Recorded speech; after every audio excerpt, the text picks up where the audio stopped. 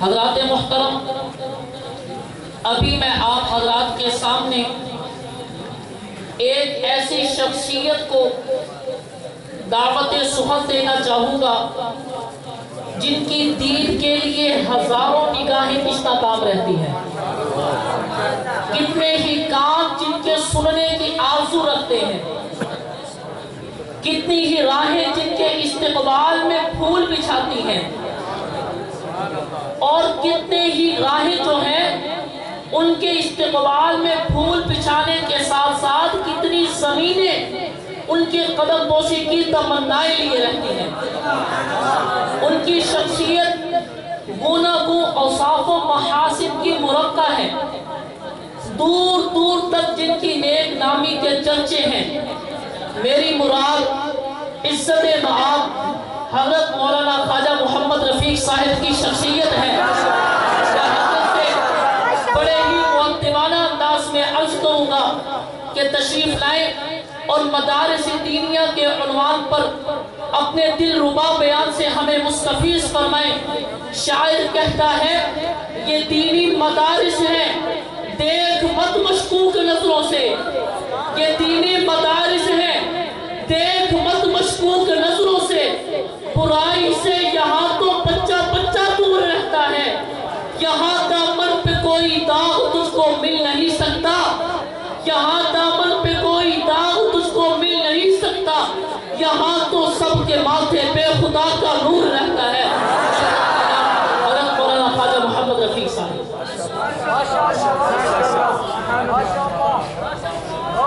ماشاءاللہ زندہ باد، زندہ باد خواجہ رفیق صاحب، زندہ باد۔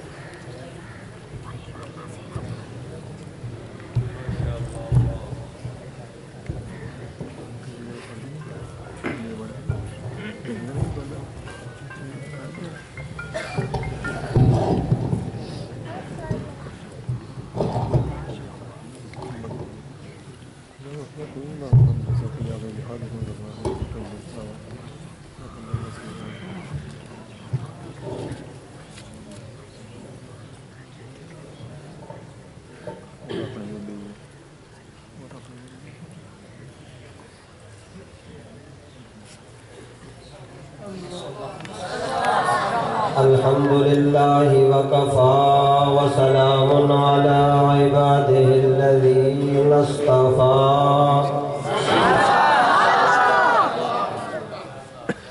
اما بعد فاعوذ باللہ من الشیطان الرجیم، بسم اللہ الرحمن الرحیم۔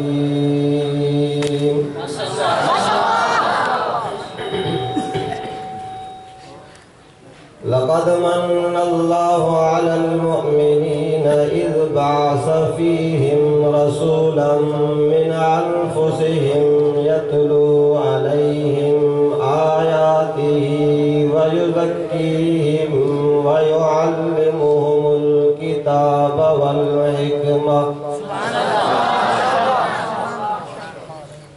وَإِن كَانُوا مِن قَبْلُ لَفِي ضَلَالٍ مُبِينٍ۔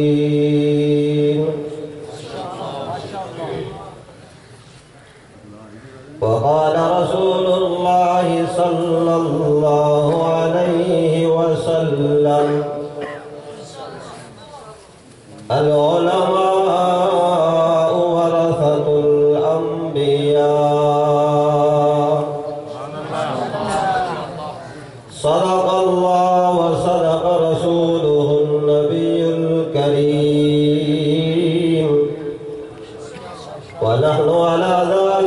من الشاهدين والشاكرين والحمد لله رب العالمين.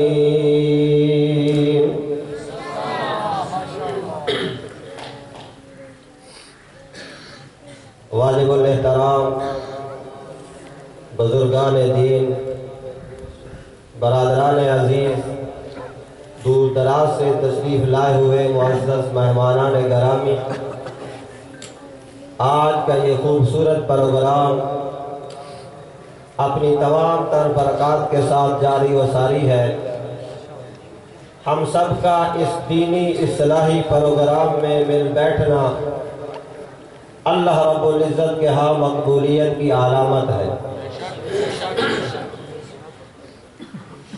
سامعین محترم، اس پرفتن دور میں، قرب قیامت کے دور میں، بدعات و رسومات کے دور میں، تاریکی اور ظلمات کے دور میں، دین سے دوری اور بیزاری کے دور میں، ایسی نیک علمی روحانی مجلسوں کا نصیب ہو جانا، مسجد و مدرسہ کے ساتھ تعلق کا مل جانا، یقیناً ہمارے خالق و مالک کی کرم نوازیوں میں سے ہے۔ ہم اس پر خالق کائنات مالک کائنات کا جتنا بھی شکر ادا کریں کم ہے۔ دعا ہے کہ مالک کریم ہم سب کو اس دینی پروگرام میں مل بیٹھنا اپنے بارگاہ عالیہ میں قبول فرمائے،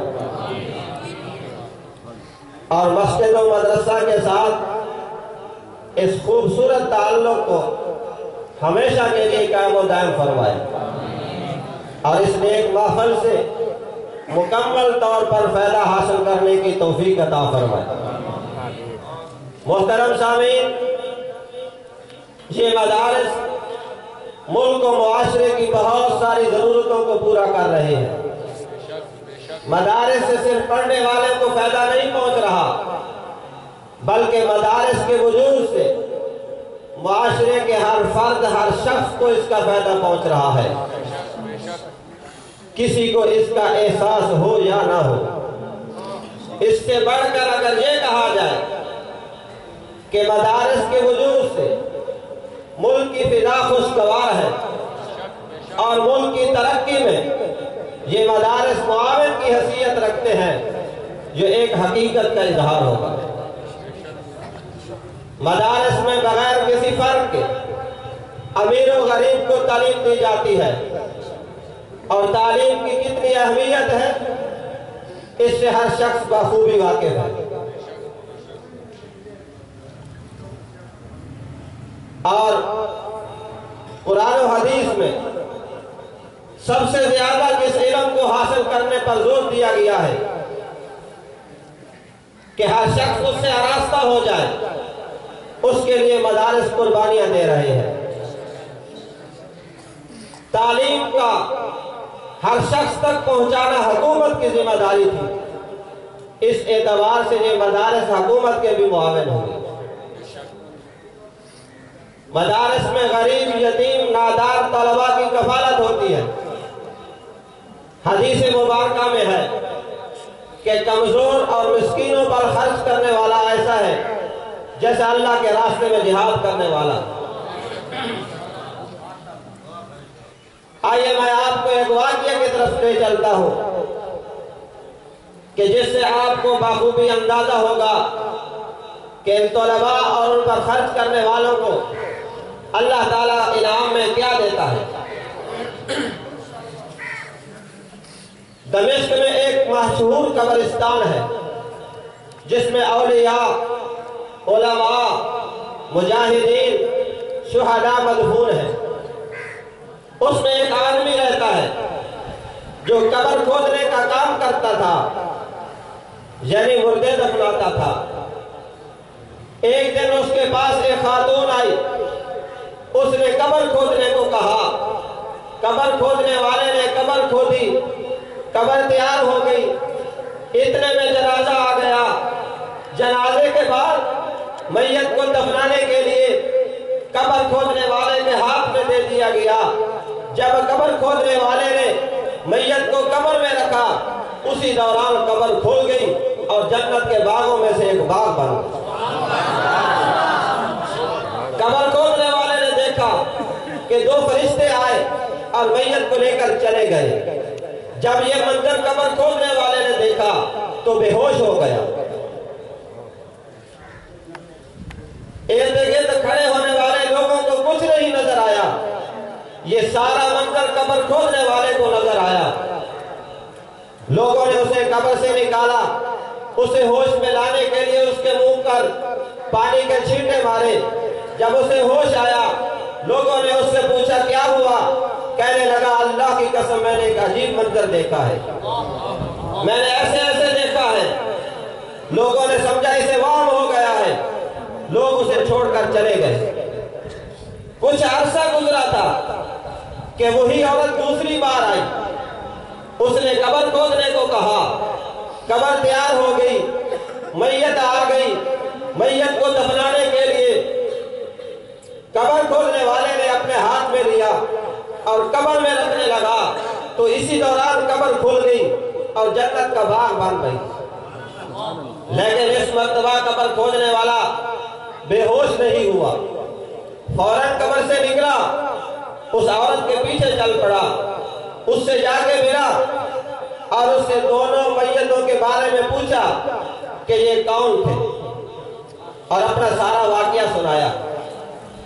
عورت نے کہا کہ سب سے پہلی میت وہ میرے چھوٹے بیٹے کی تھی جو ایک طالب علم تھا اور دینی مدرسہ میں علوم حاصل کرتا تھا.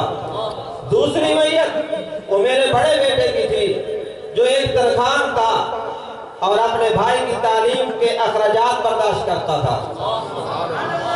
قبر کھودنے والے نے جب یہ جواب سنا تو قبرستان سے نکل کر مسجد میں آ گیا.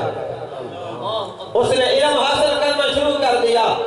پڑھتے پڑھتے اتنا اس نے علم حاصل کر لیا کہ اس کا شمار شیخ عبد الرحمن حفار کے نام سے دمشق کے بڑے علماء میں ہوتا تھا. یہ واقعہ طلباء اور ان پر خرچ کرنے والوں کے لیے عظیم خوشخبری ہے کہ اللہ تعالیٰ طلباء ان پر خرچ کرنے والوں کے ساتھ کیسا بہترین معاملہ فرماتا ہے. دعا ہے کہ اللہ رب العالمین ان مدارس کے ساتھ ان طلباء کے ساتھ خرچ کرنے والوں کو بارہا انعامات سے نوازے اور یہ مدارس اس دین کی تعلیم کے لیے جو کوششیں کر رہے ہیں وہ اپنی جگہ پہ ہیں. یہ مدارس دین کی حفاظت کے لیے ہیں. ان کی حفاظت کرنا دین اسلام کی حفاظت ہے. ان سے محبت کرنا دین اسلام سے محبت ہے. ان کے ساتھ تعاون کرنا دین اسلام سے مدد ہے. انہی الفاظ پر میں آپ سے اجازت چاہوں گا. دعا ہے کہ اللہ رب العالمین ہم سب کو ان مدارس کے ساتھ سچی محبت اور گہرا تعلق نصیب فرمائے. وآخر دعوانا الحمدللہ رب العالمین.